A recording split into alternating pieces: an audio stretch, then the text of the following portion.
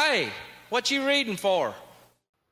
Hello and welcome to my YouTube channel where I talk about books, literary, horror, classics, and contemporary, and where I am obsessed with ranking things. In this video, I am ranking the books from one of my favorite horror writers working today, Nick Cutter. Recently, I had the pleasure of sitting down and talking with Nick Cutter about his work, and I posted a video of that conversation on this channel. And these opportunities are available to me thanks in part to your support for this channel. So I thank you for subscribing. Thank you for hitting like and for leaving comments. I love these opportunities and I'm greatly appreciative of your support. It also means that this ranking does have a bias. Everybody has a bias. When we read a book, we approach it with our own biases, and I am no different. This channel has a pro Nick Cutter bias. He happens to be a very nice and generous and friendly person. I also think he's a very interesting writer. That is why I invited him to come on this channel. So just know ahead of time that yes, I have a pro Nick Cutter bias. Of course I have a pro Nick Cutter bias. That's why I read all of his books, because I like them. I like them all. However, I like them to varying degrees, hence the ranking. I'm going to run a short intro sequence, and I'll see you on the other side for my ranking of the Nick Cutter novels.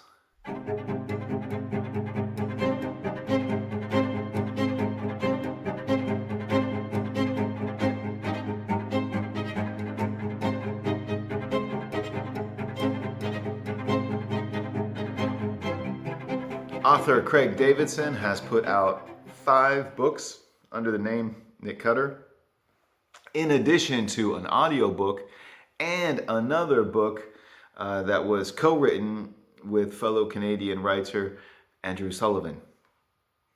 For this ranking, for the purposes of this ranking, I am not including the co-written book and I am not including the audiobook, just the novels that were exclusively written by Nick Cutter. So there are 5 of them. Let's get started. At number 5 is The Acolyte, his 3rd book from 2015. Now, even though this book figures at the bottom of my ranking, it's still a book that I really like and I highly recommend. It's crazy that it's at the bottom of the ranking, but I just like his other books a little more. That's all. The Acolyte is a dystopian novel, dystopian / post-apocalyptic, and it features a main protagonist who is a police officer for the moral police, and he's investigating some domestic terrorist attacks. That's the setup. As you can expect from a Nick Cutter book, there are some scenes in this book that are quite disturbing. It is troubling at times, but it's not unpleasant. I mean, it's very unpleasant, but I mean, as a reading experience, I actually enjoyed the disturbing nature of this book. Dear God, why? That of everything you mean? Just why? Why not? At number 4, we have The Troop, his 1st book from 2014. It's difficult to talk about this book without giving away any spoilers. I will just say that it is about a group of Boy Scouts on an island off the coast of Canada. And they are supposedly alone on this island until they realize that they're not alone. That's the setup. That's pretty much all I will say about the plot. There is a lot to like in The Troop. We have children being evil, which I love. We have body horror, again, something I love. We also have other horror tropes explored, but I don't want to mention them because they might be spoilers. like all Nick Cutter books, this is a tight, well-paced book with some disturbing scenes in it. Coming in at number 3, The Deep, his second book from 2015. The Deep is easily the most claustrophobic book I have ever read. It was quite an intense experience, especially the first half of this book, where we have a scientist who is about 8 kilometers under the ocean, under the ocean surface in the Mariana Trench, and he has broken off contact with the scientist on land. So they send his brother to go down to the station at the bottom of the Mariana Trench to try to communicate with him and see what the problem is. So we have characters that are kilometers under the water in tight spaces. It was a claustrophobic read. Yeah, well, and Wow. bleak as well, right? Yeah, I was writing that when my son was just born and I was sleepless. Me and my wife both were. And I was juggling deadlines and just in a weird headspace, obviously. I think that probably of all the books I've ever written, it was written in a compressed period of time. I kind of knew what I was doing, but I was kind of not exactly as aware. Like the plot was just sort of blopping from one thing to the next. I think it's a really interesting series of creepy, suffocating, claustrophobic scenes. Coming in at number 2 as my second favorite Nick Cutter book of all time, and that is his most recent, The Queen, from just last month, I think from October of 2024. The Queen is another book that is difficult to talk about without giving away spoilers. Our central character, she is an 18-year-old girl, and one day she wakes up and there is an iPhone that has been delivered to her front door. And the iPhone, she turns it on and she gets a message from her best friend who went missing several months ago, who most people, the police included, presumed that she was dead. Apparently she's not. And apparently she's communicating with her best friend.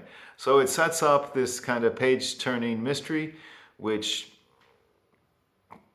quickly devolves into a I wouldn't say devolve, which quickly turns into a bonkers horror tale that involves insects. Carrie meets the Fly, and they go to a trailer park to drop acid. I think that is. This was a fun reading experience because it's like all of his books. It's tightly paced and you just get you turning the pages, but it's also very squeamish because there are some scenes that are quite vivid in their descriptions. So it was definitely a fun horror experience, but also a disturbing horror experience, which for me is part of the fun. Which means that coming in as my favorite Nick Cutter book, and I'll be honest with you, there is not a huge difference between the 1, 2, 3, 4, and 5 here.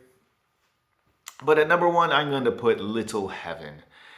This was his 4th book from 2017. Little Heaven is also, I would consider, his most accessible book. If you've never read Nick Cutter before, maybe Little Heaven is a good place to start. It doesn't have the trigger warnings that all of his other books have, so I think it's more accessible in that regard.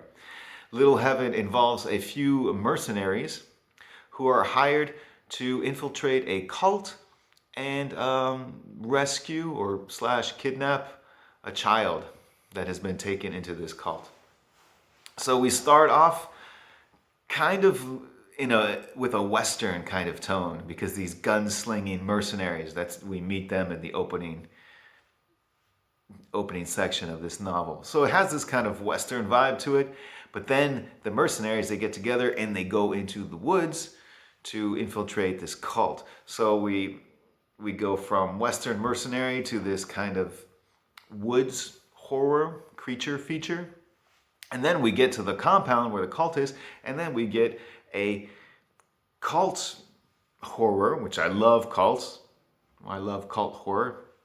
There are a lot of children in this cult, so we also get the killer or the evil children trope. So this book has a lot to offer. It has fun characters that give off a Western vibe. We have the what's in the woods horror trope. We have the creature feature horror trope. We have cults. We have the evil kids. And they all works very well together. And it's not a super long book. It's tightly paced, and it gives us a lot to like. So there you have it, my ranking of the 5 Nick Cutter novels. Do you have any experience with these books? What is your favorite Nick Cutter work? I always enjoy connecting with you in the comment section. I will say that Nick Cutter is the pseudonym or pen name of author Craig Davidson. So I would encourage fans of Nick Cutter's work to check out the work he puts out under his own name, Craig Davidson. It's not horror, but it's very good writing and interesting characters making interesting choices. So I think there's a lot to like for even horror fans who also read literary work. Should check out Craig Davidson. And also, speaking of checking things out, check out the interview I did with Craig Davidson. And if you haven't already, subscribe to this channel, and then I get to interview other authors that I like, which is great. So thank you for your support. Thank you for watching, and I'll see you at the next video.